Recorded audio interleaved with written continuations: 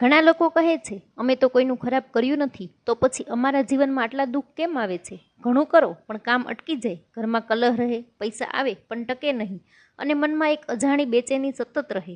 કેટલાક લોકો તો એ પણ કહેવા લાગે છે કે ભગવાન કદાચ અમારી પ્રાર્થના સાંભળતા જ નથી.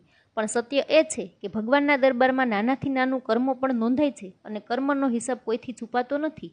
અને આ વાત સાબિત કરતી એક એવી ઘટના છે જ્યાં ખુદ માતા પાર્વતીને પણ એક નાની ભૂલ માટે દંડ ભોગવવો પડ્યો હતો. માત્ર થોડા બાજરીના દાણા અને તેના બદલામાં દિવસો સુધી એક સામાન્ય ખેડૂતના ખેતરમાં મજૂરી. પણ પછી જે થયું તે વધુ આશ્ચર્યજનક હતું, કારણ કે એ ખેડૂતને ખબર પણ નહોતી કે જેના માટે તે દયા બતાવી રહ્યો હતો એ કોઈ સામાન્ય સ્ત્રી નહીં, પણ સાક્ષાત માતા પાર્વતી છે. અને બીજી તરફ એક એવો સમય પણ હતો જ્યારે આખી સૃષ્ટિએ મળમાસને અશુભ, તિરસ્કૃત અને નકામો ગણાવ્યો હતો. કોઈ તેનું નામ લેવા પણ માગતું નહોતું. પણ પછી ભગવાન શ્રી કૃષ્ણે એવું કર્યું કે એ જ મળમાસ પુરુષોત્તમ માસ બની ગયો. અને શાસ્ત્રોમાં કહેવાયું છે કે જે ભક્ત આ મહિનાનો મહિમા સમજી લે છે તેના જીવનમાંથી દુઃખ, દરિદ્રતા, રોગ અને અશાંતિ ધીમે ધીમે દૂર થવા લાગે છે. આ કથા માત્ર ચમત્કાર નથી, આ કર્મ, ભક્તિ અને ભગવાનના ન્યાયનું એવું સત્ય છે જે કદાચ આજે તમારું જીવન જોવાની રીત બદલી દેશે. તો અંત સુધી જરૂર જોતા રહેજો, કેમ કે કદાચ આજે તમને સમજાશે કે ભગવાન મોડું કરે છે પણ ક્યારેય અન્યાય નથી કરતા. કહેવાય છે ને કે ભગવાનના ઘરે દેર છે પણ અંધેર નહીં. હવે આપણે સાંભળીશું અધિક માસની અમૃત કથા, મહાદેવજીનો ન્યાય એટલે કે ઉમામાની કથા. એક વેળા ભગવાન શંકર અને પાર્વતીને મૃત્યુલોકની મુલાકાત લેવાનું મન થયું. બંને સાધારણ સ્ત્રી પુરુષના સ્વરૂપમાં મૃત્યુલોકમાં ફરવા લાગ્યા. આ સમયે અધિક માસના શરૂઆતના દિવસો હતા. તેમણે ભાવિક નરનારીઓને જ્યાં ત્યાં સ્નાન, ધ્યાન અને દાન કરતા નિહાળ્યા. ઠેક ઠેકાણે પુરુષોત્તમ મહાત્મ્ય વંચાતું જોયું. ભાવિકોને પુરુષોત્તમ ભગવાનનું રટણ કરતા જોયા. પાર્વતીજીએ આ જોઈ ભગવાનને કહ્યું, પ્રભુ, આજકાલ મૃત્યુલોકમાં લોકો ધર્મકર્મ વધુ કરી રહ્યા છે. મહાદેવે કહ્યું, ધર્મ વગર મનુષ્યનો ઉદ્ધાર નથી, તે વિના મહામોંઘો મનુષ્ય અવતાર એળે જ જાય. બંને એક ખેતરમાં કેડી હતી, તેમાં ચાલતા ચાલતા વાતો કરતા હતા. તે ખેતરમાં બાજરી વાવેલી હતી. ચારે બાજુ બાજરિયા જોવા મળતા હતા. માતા પાર્વતીજીએ પગમાં ઝાંઝર પહેરેલા હતા. હવે બન્યું એવું કે કેટલાક બાજરિયા આડા પડી ગયા હતા. તેમાંનું એક બાજરિયું પાર્વતીજીના ઝાંઝરમાં ભરાઈ ગયું. તેઓ ખેતર વટાવીને રસ્તા ઉપર આવ્યા. ત્યારે જ પાર્વતીજીએ ઝાંઝરમાં ભરાઈ ગયેલા બાજરિયાની ખબર પડી અને તરત જ બાજરિયું જોર કરીને ઝાંઝરમાંથી ખેંચી કાઢ્યું. દાણાદાર બાજરિયું જોઈ પાર્વતીના મોઢામાં પાણી આવ્યું. તે તો બાજરિયાને મસળીને તેમાંથી દાણા કાઢી ખાવા લાગ્યા. પાર્વતીજીએ તે બધાય ખાઈ ગયા. તેમાંથી પૂરા 365 દાણા નીકળ્યા. પરંતુ મહાદેવને પાર્વતીજીનું આ વર્તન ગમ્યું નહીં, કારણ કે એક પ્રકારની ચોરી હતી. મહાદેવે તે માટે પાર્વતીજીને ટકોર કરી. ત્યારે પાર્વતીજીને પોતાની ભૂલ સમજાઈ.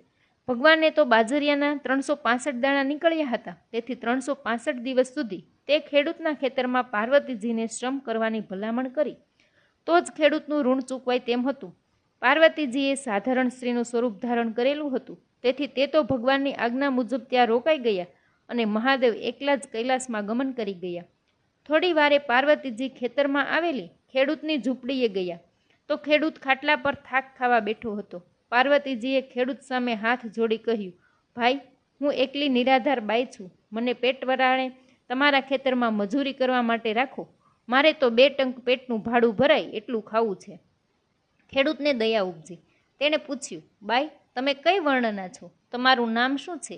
પાર્વતીજીએ પોતાનું નામ ઉમા અને જાત બ્રાહ્મણની બતાવી. ખેડૂતે નજીકની એક ખાલી ઝૂંપડી ઉમાને રહેવા માટે આપી. પરંતુ આ તો સાક્ષાત પાર્વતીજી હતા, તેથી તેમના પુનિત પગલાં થવાથી થોડા જ દિવસમાં ખેડૂતને અણધાર્યો લાભ મળ્યો અને તેના મનમાં થયું, આ આવેલી બાઈ ઉમાના પગલાંનું જ ફળ મળ્યું છે. આથી તે જેની તેની આગળ ઉમાના વખાણ કરવા લાગ્યો. તે બધાને દેવી તરીકે ઉમાની ઓળખાણ આપતો. તેથી ગામવાળા અને બીજા ખેડૂતો તેના દર્શને આવવા લાગ્યા. જેઓ ઉમાના દર્શન કરી જેવી ભાવના કરતા તેવું ફળ તેઓને મળતું. આથી બધે ઉમા માતાનો મહિમા વધી ગયો. ખેડૂતે ઉમાબાને ધર્મની બહેન ગણી હતી. તેનો પ્રભાવ એવો હતો કે બધા તેને ઉમાબા કહીને જ બોલાવતા હતા. પુરુષોત્તમ મહિનો ચાલતો હતો. ખેડૂત અને તેની પત્ની ભાવથી પુરુષોત્તમ ભગવાનને ભજતા હતા. હવે તેમને દુઃખ નહોતું, એટલે અધિક માસની પૂર્ણાહુતિ વખતે 15 બ્રાહ્મણોને જમાડ્યા અને દક્ષિણા આપી રાજી કરીને વિદાય કર્યા. એક દિવસ ખેડૂત અને તેની પત્નીને ગંગા સ્નાન કરવા જાત્રાએ જવાનો વિચાર થયો. એ ગામથી એક સંઘ જાત્રાએ જતો હતો. તેમાં જોડાવા બંને તૈયાર થયા હતા. પરંતુ ઘરમાં નાની દીકરી હતી, ઢોર-ઢાખર હતા, અનાજ હતું. આ બધાની જાળવણી કોણ કરે? તેથી જવા માટે મન પાછું પડતું હતું. ઉમાબાએ ઘરની અને છોકરીની જવાબદારી માથે લીધી અને પોતાનું એક કાપડ ખેડૂતને આપીને કહ્યું, તમારી સાથે મારું આ કાપડ જાત્રા કરશે, ગંગા સ્નાન કરશે, એથી મને જાત્રા કર્યા જેટલું જ પુણ્ય મળશે. ખેડૂતે કહ્યું, ઉમાબા, તમે તો ખરા છો, હું તો તમારા વતી બીજી કંઈ પ્રાર્થના કરવાની છે. ઉમાબાઈએ કહ્યું, તમે જ્યારે ગંગામાં સ્નાન કરો ત્યારે મારું આ કાપડ લઈને ગંગા મૈયાને વિનંતી કરજો કે હે ગંગા મૈયા, જો ઉમાબાની ભક્તિ સાચી હોય તો તેનું આ કાપડ તમારા હાથે સ્વીકારો. આ તો ન માન્યમાં આવે એવી વાત હતી. તેમાંય ખેડૂતે જ્યારે તેની પત્નીને કાપડ સાચવવા આપ્યું ત્યારે તેણે પણ કે વાત હસી કાઢી. આખરે ખેડૂત અને તેની પત્ની સંઘમાં જોડાઈ ગયા. સંઘમાં બધા પગપાળા ચાલતા હતા. બધા હેમખેમ કાશી પહોંચી ગયા અને સૌ પ્રથમ કાશી વિશ્વનાથના દર્શન કરી આવી ધર્મશાળામાં ભાથું લેવા તથા આરામ કરવા ઉતર્યા. એ દિવસે યાત્રાળુઓએ આરામ કર્યો અને બીજે દિવસે સવારે બધાએ ગંગા સ્નાન કરવા નીકળ્યા અને નહાવાના હરખમાં ખેડૂત અને તેની પત્ની પેલું ઉમાબાનું કાપડ સાથે લેવાનું ભૂલી ગયા. બંનેએ રૂઢી રીતે સ્નાન કર્યું, પણ કાપડનો ખ્યાલ આવ્યો જ નહીં. રોજ બંને પતિ પત્ની સ્નાન કરવા જતા પેલું કાપડ તો સુમૂળગું યાદ જ આવતું નહોતું. 15 દિવસ પછી સંઘ કાશીએથી ફર્યો ત્યારે અડધો માર્ગે એકાએક ખેડૂતને ઉમાબાના કાપડની યાદ આવી અને પોતાની ભૂલ બદલ ખૂબ પસ્તાવો થયો. તેણે તેની પત્નીને વાત કરી તો તેને પણ દુઃખ થયું. બંનેને ઉમાબા પ્રત્યે લાગણી હતી એટલે બંને સંઘમાંથી છૂટા પડી પાછા કાશી નગરીમાં ગયા અને ગંગામાં સ્નાન કરતી વખતે ખેડૂતે ઉમાબાનું કાપડ અધ્ધર કરી ગંગા મૈયાને પ્રાર્થના કરવા માંડી, હે ગંગા મૈયા, આ ઉમાબાનું કાપડ તમે હાથોહાથ ગ્રહી લો. અને આ શું ચમત્કાર! તરત જ પાણીમાંથી 2 હાથ અધ્ધર થયા અને કાપડ લઈ અદૃશ્ય થઈ ગયા. ખેડૂત અને તેની પત્નીને આથી ખાતરી થઈ ગઈ કે ઉમાબા કોઈ સતી છે. તેમણે ઘેર આવી ઉમાબાને કહ્યું, ઉમાબા, તમારા કહેવા મુજબ ગંગા મૈયાએ હાથોહાથ કાપડનો સ્વીકાર કરી લીધો. તમારું સત ફળ્યું. ઉમાબાને જવા માટેના હવે 5 જ દિવસ બાકી રહ્યા હતા. તે પણ પૂરા થઈ ગયા. તે પછીના દિવસે ઉમાબાએ ખેતરમાં ખેડૂતને ભાથું આપવાનું કામ માથે લીધું અને ભાથું આપીને પાર્વતીજી કૈલાસ પહોંચી ગયા. પરંતુ ખેડૂતને તેની પત્નીને ઉમાબાના અચાનક ગાયબ થઈ જવાથી ગભરામણ થઈ અને તેઓએ હઠ લઈને બેઠા કે જ્યાં સુધી ઉમાબાના દર્શન નહીં થાય ત્યાં સુધી અન્ન જળ હરામ છે. પાર્વતીજીએ આ જોયું ને વિચાર્યું કે મારે એકવાર તે ભલા ખેડૂત દંપતી પાસે જવું પડશે, નહીતર તેઓ ભૂખે મરી જશે. આમ વિચારી મહાદેવની રજા લઈ પાર્વતીજી ખેડૂતને આંગણે આવ્યા. બંને પતિ પત્ની ઉમાબાને પાછા આવેલા જોઈ હર્ષઘેલા થઈ ગયા ને કહેવા લાગ્યા, હે ઉમાબા, હવે તમે અહીંથી કદી ના જશો. ઉમાબાએ પોતાની સાક્ષાત પાર્વતીજી તરીકેની ઓળખાણ આપી અને પોતાનાથી અહીં રહેવાય નહીં તે જણાવ્યું. આથી ખેડૂતને તેની પત્ની આશ્ચર્યમાં પડી ગયા, કારણ કે એ પાર્વતીજીએ પૂરા 365 દિવસ સુધી તેમને ત્યાં રહી ચાકરી કરી હતી. તેમણે 365 દિવસ સુધી પાર્વતીજીના દર્શન કર્યા હતા. પરંતુ તેઓ વિચારમાંથી જાગૃત થયા તો ઉમાબા ત્યાં હતા નહીં. ખરેખર જે શુદ્ધ હૃદયથી ભગવાનને ભજે છે તેને ગમે તે સ્વરૂપે ભગવાનનો સાક્ષાત્કાર થઈ જાય છે. હવે આપણે સાંભળીશું પુરુષોત્તમ માસ મહાત્મય અધ્યાય 7 અધિકમાંથી પુરુષોત્તમ. સુતજીએ શૌનક મુનિને કહ્યું, હે મુનિવર્ય, આપ સર્વેએ શરૂઆતમાં જે પ્રશ્ન મને કર્યો હતો તે જ પ્રશ્ન શ્રી નારાયણ સમક્ષ નારદે કર્યો હતો. હવે ભગવાન શ્રી કૃષ્ણ શું કહે છે તે સાંભળો. શ્રી વિષ્ણુનું કથન સાંભળી શ્રી કૃષ્ણ વિચારમાં પડી ગયા. તેમણે શ્રી વિષ્ણુને કહ્યું, આનું દુઃખ એટલું બધું મોટું નથી કે આપ તેનું નિવારણ ન કરી શકો. મારી પાસે તેને લઈને આવવાનું પ્રયોજન નહોતું. શ્રી વિષ્ણુ બોલ્યા, હે કૃપાળુ કૃષ્ણ, આપે આ કેવી વાત કરી? મારાથી મટે તેવું તેનું દુઃખ હોત તો ક્યારનુંય મટાડી દીધું હોત. એનું દુઃખ તો મહાકષ્ટે પણ મટે તેવું નથી. વળી આપ પરદુઃખ ભંજક છો તો કોઈને દુઃખી જોઈ શકતા નથી. આપના શરણે આવેલો રડતો હોય તે હસતો જાય છે. વળી આપની સ્તુતિ કરે તેને સુખ મળે છે. જાપ જપે તેનો જય જયકાર થાય છે. તો આપના દર્શન કરે તેને શું ન મળે? વેદમાં પણ આ વચનો કહેલા છે, તે શું મિથ્યા થઈ શકે? આમ સમજી હું મારા કાર્યો પડતા મૂકી એ દુખ્યા મળમાસને દુઃખમુક્ત કરવા તમારી પાસે લાવ્યો છું. શ્રી કૃષ્ણ બોલ્યા, આ અધિક મળમાસ વિશે તમે જે કહ્યું તે મેં સાંભળ્યું. તેનું જીવન ઝેરધેવું થઈ પડ્યું. તેનું કારણ એ કે તે સૂર્યની સંક્રાંતિથી રહિત માસ છે. તેને સ્વામી નથી. તેથી તેને સર્વ નધણિયાતો મલિન અને શુભ કાર્યોમાં વર્જિત ગણે છે. તેના કાળ દરમિયાન સ્નાન કરવું પણ વર્જ્ય ગણ્યું છે. વળી જેઓ સ્વામીપણાથી છકી ગયા છે તે મહિનાઓ, વનસ્પતિઓ બધાય તેનો તિરસ્કાર કરે છે અને અપમાનરૂપી અગ્નિથી જીવતા બાળી નાખે છે. અપમાનથી દોરાઈને તે મરવા તૈયાર થયો, પણ મર્યો નહીં. તે સારું કર્યું છે. આપ આપના કિંમતી સમયનો ભોગ આપી મળ માસને ગોલોકમાં લઈ આવ્યા તે ઘણું જ ઉત્તમ કાર્ય કર્યું છે. આથી જગતમાં આપની કીર્તિ વધશે. શ્રી વિષ્ણુ બોલ્યા, હે મુરલીધર, આપના હૃદયમાં આ મળમાસનું દુઃખ વસ્યું હોય તો તુરત જ તેની ઈચ્છા પૂર્ણ કરો. શ્રી કૃષ્ણે કહ્યું, મારા જે બધા ગુણો છે, કીર્તિ છે, મહિમા છે, ઐશ્વર્ય છે કે જેને લીધે જગતના લોકો મને પુરુષોત્તમ કહી વધે છે, તે બધાય મારા ગુણોનું આ અધિક માસ મળમાસને દાન કરું છું. જે ગુણોને લીધે હું સર્વમાં પુરુષોત્તમ પ્રસિદ્ધ છું, તે ગુણો અત્યારે મેં આ અધિક માસને અર્પણ કર્યા છે. આપ સ્વયં તેને લઈને મારી સમક્ષ આવ્યા એટલે તમારા માન ખાતર મેં અધિક માસના દુઃખોનું તમામ ભાર મારા મસ્તકે લઈ લીધો છે. તેનો કોઈ સ્વામી નથી, તો આજથી હું તેનો સ્વામી અધિષ્ઠાતા દેવ છું. આજથી આ મલિન ગણાતા મળમાસને, અણખામણા બનેલા અધિક માસને સૌ કોઈ પુરુષોત્તમ માસ તરીકે ઓળખશે. આગળ જતાં તે પુરુષોત્તમ માસ તરીકે એટલો બધો પ્રસિદ્ધ થશે કે ભાવિકોના હૃદયમાં વસી જશે અને સહુ તેની ચાહના કરશે. એ પતિત પાવન પુરુષોત્તમ માસના નામ સ્મરણથી જગતના લોકો સુખ સમૃદ્ધિ પામશે અને ભવસાગર તરી જશે. આ પવિત્ર માસ પુરુષોત્તમ માસમાં તીર્થયાત્રા, સ્નાન કરનારને, પુરુષોત્તમ વ્રત કરનારને, દાન કરનારને, ઉપવાસ કરનારને અને પુરુષોત્તમ મહાત્મય સાંભળનારને સુખ, સંપત્તિ, સંતતિ અને અંતે મોક્ષ મળશે. આ અધિક માસને પુરુષોત્તમનું બિરુદ આપી મેં મારા સમાન ગણ્યો છે, એટલે તે તમામ મહિનાઓનો અધિપતિ ગણાશે. તેના અધિપત્ય તળે બધાને રહેવું પડશે. જે કોઈ નર નારી શ્રદ્ધાપૂર્વક આ પુરુષોત્તમ માસને પૂજશે, નમશે, તેનું સ્મરણ કરશે, તેના રોગ શોક શમી જશે, આદિ વ્યાધિને ઉપાધિ ટળી જશે, પુરુષોત્તમ રીઝશે, તેને દુઃખનો પડછાયો જોવા નહીં મળે અને દરિદ્રતાનું નામ નિશાન મટી જશે. જેઓ આ પુરુષોત્તમ માસનું વિધિપૂર્વક પૂજન કરશે, તેના સઘળા પાપો બળીને ભસ્મ થઈ જશે. વર્ષના બીજા મહિનાઓ સકામ ગણાય છે, જ્યારે મેં આ અધિક માસને નિષ્કામ કર્યો છે.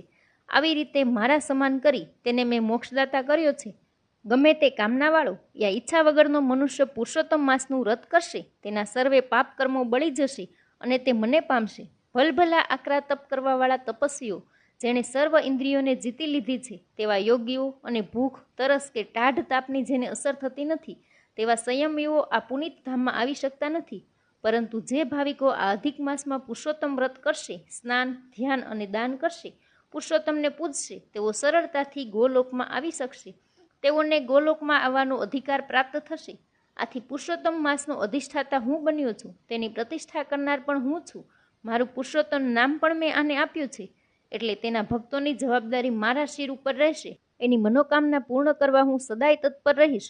જો તેમ કરવામાં હું ક્યાંય કચાશ કરું તો મારું બિરુદ ઝંખવાય. જેઓ ક્યારેય કોઈ પણ વ્રત કરતા નથી, તેઓ આ અધિક માસ પૂરો થતા સુધી પુરુષોત્તમને આરાધશે, તેની સર્વ કામના હું પૂરી કરીશ. જે ભાવિકો આ પવિત્ર પુરુષોત્તમ માસ સેવશે, તેઓને રિદ્ધિ સિદ્ધિ મળશે, એમાં કોઈ જ શંકા નથી. પુરુષોત્તમને ભજનારો મનુષ્ય એવો પવિત્ર અને સાત્વિક બની જાય છે કે દુઃખ, વ્યાધિ અને ઘડપણ તેનાથી દૂર રહે છે. આ પુરુષોત્તમ માસ સેવે તેને માટે ઉત્તમ છે, પરંતુ એની નિંદા કરવી તે બહુ દુઃખદ વસ્તુ છે. જે અજ્ઞાની મનુષ્યો આ પવિત્ર પુરુષોત્તમ માસના મહિમાની અવગણના કરીને તે માસમાં સ્નાન, ધ્યાન, દાન અને દીપ પૂજન નહીં કરે અને અધર્મનું આચરણ કરશે, તેને સ્વપ્ને પણ સુખ નહીં સાંપડે. આ અધિક માસ દર ત્રીજે વર્ષે આવે ત્યારે ભાવિકોએ તે માસમાં રૂઢી રીતે ધર્મ કરવું, શક્તિ પ્રમાણે દાન કરવું, જેથી અંતે સદગતિ થશે. તેનાથી ઉલટું આચરણ કરનારનો નર્કમાં વાસ થશે. વળી સ્ત્રીઓ માટે આ પાવન પુરુષોત્તમ માસ અતિ ઉત્તમ છે. જે સ્ત્રી દર ત્રીજા વર્ષે આવતા અધિક માસમાં પુરુષોત્તમ માસમાં શ્રદ્ધા અને વિધિપૂર્ણ પુરુષોત્તમ વ્રત કરશે, તેને સૌભાગ્ય સાંપડશે, તેનો ચૂડી ચાંદલો અખંડ રહેશે અને તેને સંપત્તિ અને સંતતિ આપવામાં હું તો સહાયરૂપ બનીશ. તેના સંસારમાં કંસારના જેવું ગળપણ રહેશે અને સદાય સુખ શાંતિ રહેશે. શ્રી કૃષ્ણ ભગવાનનું કહેવું સાંભળી શ્રી વિષ્ણુને અતિ પ્રસન્નતા ઉપજી, કારણ કે તેમનો ફેરો સફળ થયો હતો અને મળમાસ અધિક માસ તો શ્રી કૃષ્ણ ભગવાનની આ પોતાના નામનો ભોગ આપવાની ઉદારતા જોઈને આ ભોજ બની ગયો હતો. હવે તેને કોઈ મલિન નહીં કહે, હીન નહીં કહે અને સર્વે તેના પ્રત્યે માનથી જુએ એવો તેને સર્વ માસનો અધિપતિ બનાવ્યો હતો. તે હર્ષઘેલો બની ગયો હતો અને હવે તેની આંખમાંથી હર્ષાશ્રુ વહી રહ્યા હતા. શ્રી વિષ્ણુએ શ્રી કૃષ્ણને કહ્યું, હે વ્રજવિહારી, પુરુષોત્તમ વ્રતના મહિમા વિશે હજુ કંઈ કહેવાનું છે?